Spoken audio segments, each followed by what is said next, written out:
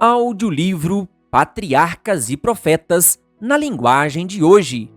Capítulo 43. A morte de Moisés. Misturada com seu amor e misericórdia em todo o procedimento de Deus com seu povo, há a mais notável evidência de sua justiça estrita e imparcial. O grande governador das nações declarou que Moisés não conduziria Israel à boa terra. Nem as súplicas mais fervorosas do servo de Deus puderam reverter sua sentença. Mesmo assim, Moisés fielmente tentou preparar a congregação para entrar na herança prometida. Por ordem de Deus, Moisés e Josué foram ao tabernáculo, enquanto a coluna de nuvem veio e ficou sobre a porta. Ali, de maneira muito solene, o povo foi confiado aos cuidados de Josué. A obra de Moisés como líder de Israel estava terminada. Ainda assim, ele se esqueceu de si mesmo em seu interesse pelo povo.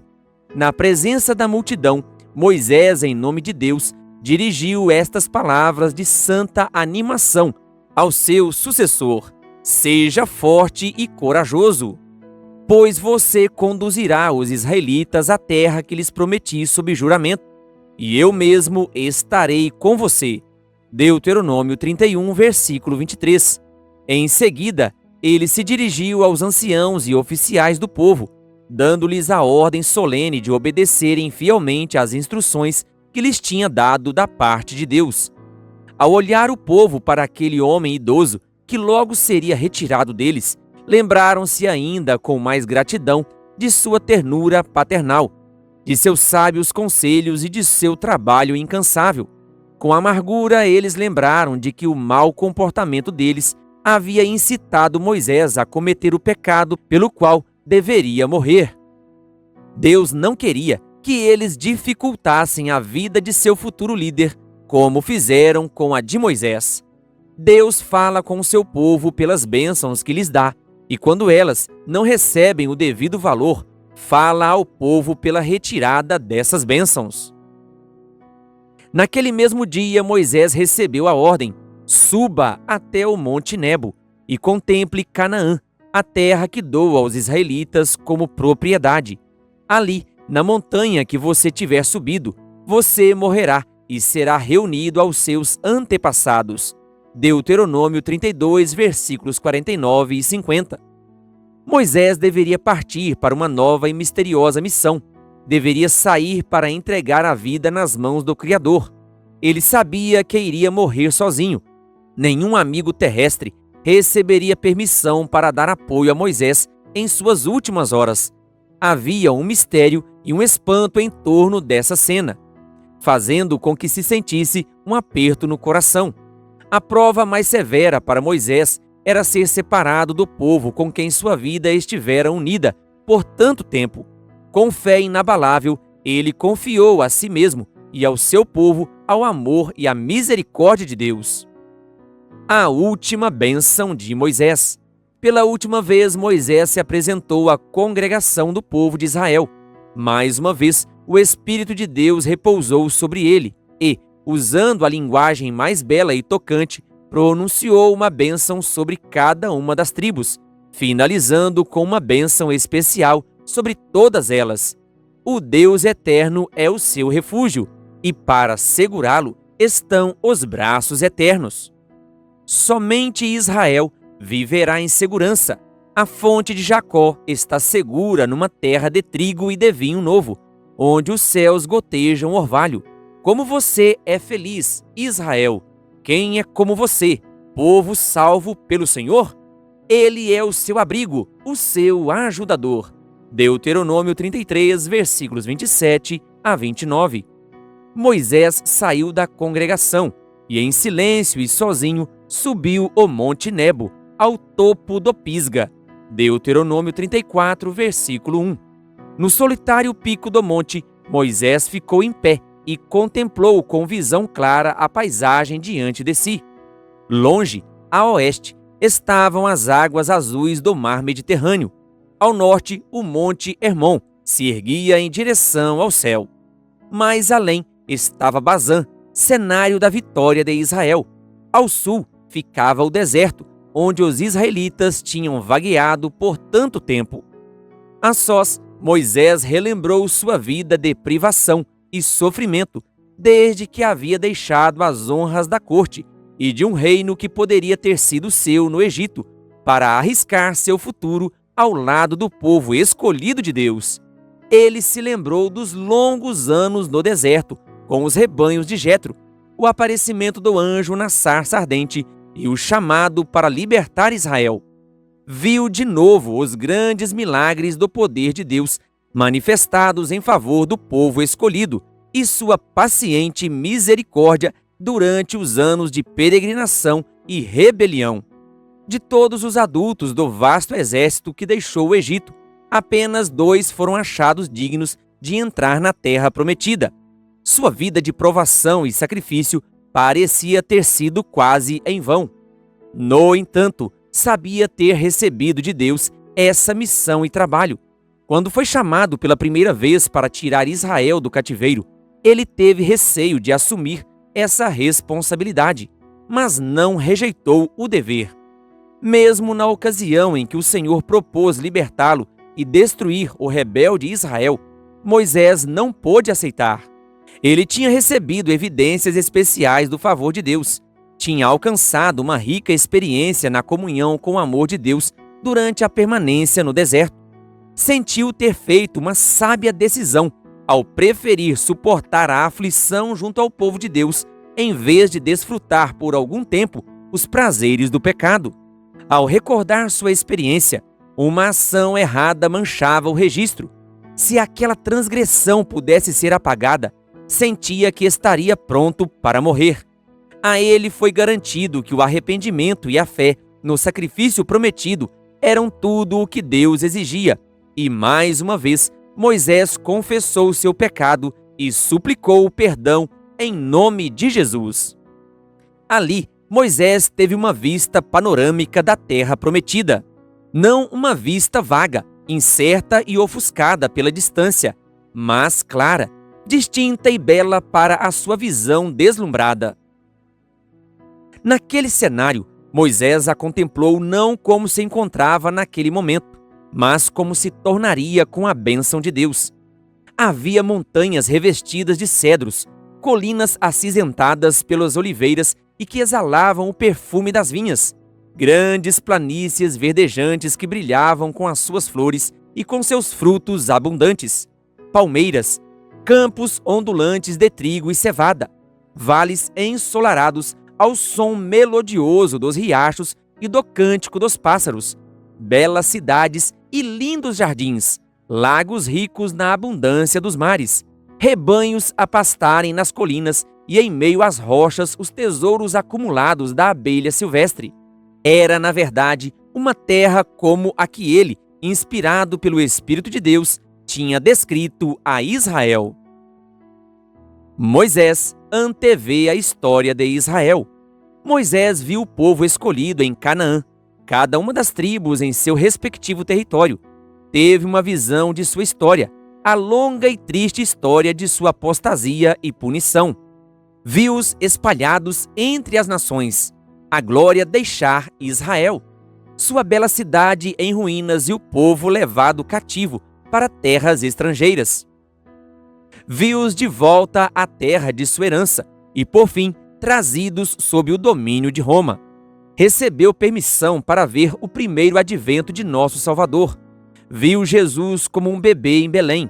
Ouviu as vozes do coro angelical entoar o alegre cântico de louvor a Deus e paz na terra.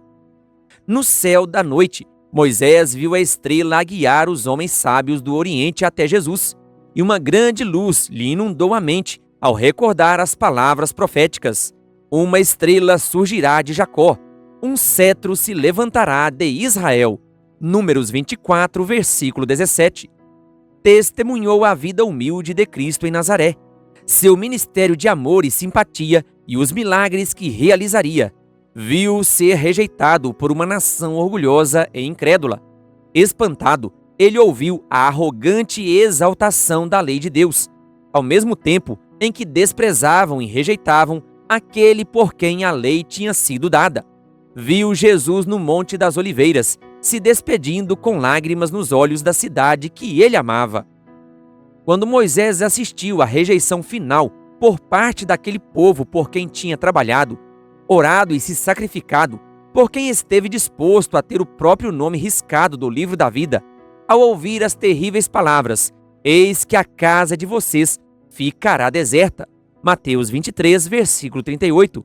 Seu coração ficou angustiado. Lágrimas de amargura rolaram dos seus olhos, compartilhando da tristeza do Filho de Deus. Moisés vê a crucifixão e a terra renovada. Moisés seguiu o Salvador ao Getsêmani, viu a agonia no jardim, a traição, a zombaria e açoites, e a crucifixão. Viu que assim como ele mesmo tinha levantado a serpente de bronze no deserto, o Filho de Deus deveria ser levantado para que todo o que nele crer tenha a vida eterna. João 3, versículo 15. Mágoa, indignação e horror encheram o coração de Moisés ao testemunhar a hipocrisia e ódio satânico da nação judaica contra o Redentor. Ouviu o grito de agonia de Cristo: meu Deus, por que me abandonaste? Marcos 15, versículo 34. Viu deixado no túmulo novo de José. As trevas do desespero pareciam envolver o mundo. Moisés olhou novamente e viu Jesus sair como vencedor e subir ao céu, escoltado por anjos em adoração e liderando uma multidão de cativos resgatados da sepultura. Moisés contemplou os discípulos de Jesus ao saírem para levar o seu evangelho ao mundo. Apesar de Israel, segundo a carne, ter fracassado em ser a luz do mundo, apesar de terem perdido as suas bênçãos como povo escolhido, ainda assim, Deus não desprezou os filhos de Abraão. Todos os que por meio de Cristo se tornassem filhos da fé seriam contados como descendentes de Abraão, herdeiros das promessas da aliança. Assim como Abraão, eles eram chamados para tornar conhecidos ao mundo a lei de Deus e o evangelho de seu Filho. Moisés viu a luz do evangelho brilhar por meio dos discípulos de Jesus e milhares nas terras estrangeiras aceitarem a fé. Ele se alegrou com o crescimento e a prosperidade de Israel. Agora outra cena passou diante dele. Foi mostrado a Moisés de que maneira Satanás levaria os judeus a rejeitarem a Cristo, enquanto professavam honrar a lei de seu pai. Agora viu o mundo sob um engano semelhante, declarando aceitar a Cristo enquanto rejeita a lei de Deus. Ouviu o grito furioso dos sacerdotes e anciãos: fora, crucifica-o, crucifica-o. Então ouviu dos professos ensinadores cristãos o protesto: fora com a lei. Viu o sábado ser pisado e ser substituído por outro dia de adoração. Moisés se encheu de espanto e horror. Como podiam aqueles que confiavam em Cristo colocar de lado a lei que é o fundamento de seu governo no céu e na terra? Com alegria, Moisés viu a lei de Deus ainda honrada e exaltada por uns poucos fiéis. Viu a última grande luta dos poderes terrestres para destruir aqueles que guardam a lei de Deus. Ouviu Deus proferir de sua santa habitação o concerto de paz entre ele e os que guardam a sua lei. Contemplou a segunda vinda de Cristo em glória, os justos mortos ressuscitarem para a vida imortal, e os santos vivos trasladados sem ver a morte, e juntos subirem com cânticos de alegria para a cidade de Deus. Ainda outra cena se abriu diante de seus olhos: a terra livre da maldição, mais linda do que a boa terra da promessa, que havia pouco lhe tinha sido apresentada. Ali não havia pecado, e a morte não podia entrar. Com inexplicável alegria, Moisés contemplou a cena, um livramento ainda mais glorioso do que jamais poderia imaginar em suas esperanças mais radiantes. O Israel de Deus finalmente entrava na boa terra, depois que as peregrinações terrestres haviam passado para sempre. Sua visão volta à realidade e seus olhos repousam sobre a terra de Canaã, ao longe. Então, como um guerreiro cansado, ele se deita para descansar. Moisés, o servo do Senhor, morreu ali, em Moabe, como o Senhor dissera.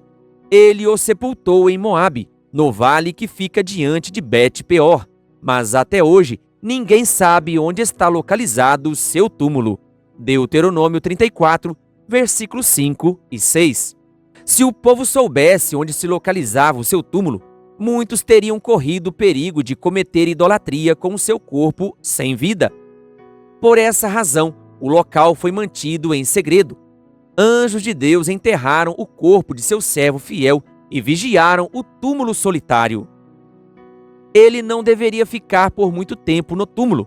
O próprio Cristo, com os anjos que sepultaram Moisés, desceu do céu para chamar o santo que dormia.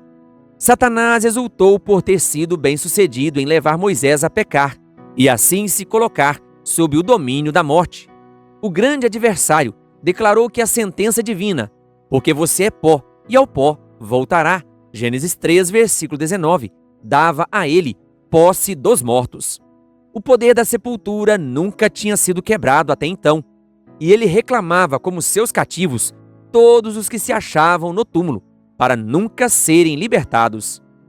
Ao se aproximarem do túmulo, o príncipe da vida e os seres resplandecentes, Satanás ficou apreensivo pelo seu domínio. Ele se levantou para contestar a invasão do território que alegava ser seu. Declarou que até mesmo Moisés não tinha sido capaz de guardar a lei de Deus. Moisés havia tomado para si a glória devida a Jeová. O mesmo pecado que fez com que ele fosse banido do céu, e por essa transgressão estava sob o seu domínio. O maior dos traidores repetiu as acusações originais que fez, que Deus foi injusto com ele. Cristo poderia tê-lo lembrado da obra cruel que seus enganos haviam realizado no céu, causando a ruína de um grande número de seus habitantes. Poderia ter apontado as mentiras ditas no Éden, que levaram Adão a pecar e trouxeram à morte a raça humana. Poderia ter lembrado Satanás de que tinha sido obra dele ainda tentar Israel a reclamar e a se rebelar, esgotando a tolerante paciência de seu líder, e ainda o surpreendido em um momento de descuido no pecado pelo qual caiu sob o poder da morte. No entanto, Cristo confiou tudo isso ao seu Pai, dizendo: "O Senhor o repreenda." Judas, versículo 9. O Salvador não entrou em discussão com seu adversário, mas naquele momento, ali mesmo, iniciou a obra de quebrar o poder de Satanás e de trazer o morto à vida. Ali estava uma prova da supremacia de Jesus. A presa foi tirada de Satanás. Os justos mortos viveriam outra vez. Moisés saiu do túmulo glorificado e subiu com seu libertador à cidade de Deus. Deus excluiu Moisés de Canaã para ensinar uma lição que jamais devemos esquecer, que o Senhor exige obediência estrita e que todos devem cuidar para não tomar para si a glória que é devida a seu Criador. Ele não poderia atender ao pedido de Moisés para partilhar a herança de Israel, mas ele não se esqueceu, nem abandonou o seu servo. No topo do Pisga, Deus chamou Moisés para uma herança muito mais gloriosa do que a Canaã terrestre. No Monte da Transfiguração, Moisés estava presente com Elias, que tinha sido transladado. Assim, a oração de Moisés finalmente se cumpriu. Ele estava na boa montanha, dentro da herança de seu povo, dando testemunho daquele em quem todas as promessas de Israel estavam centralizadas. Essa é a última cena revelada aos olhos mortais na história desse homem tão honrado pelo céu. Querido ouvinte, que Deus lhe abençoe. Se você ainda não é inscrito em nosso canal, se inscreva e ative o sininho das notificações. Canal O Bom da Bíblia, compartilhando a Palavra de Deus.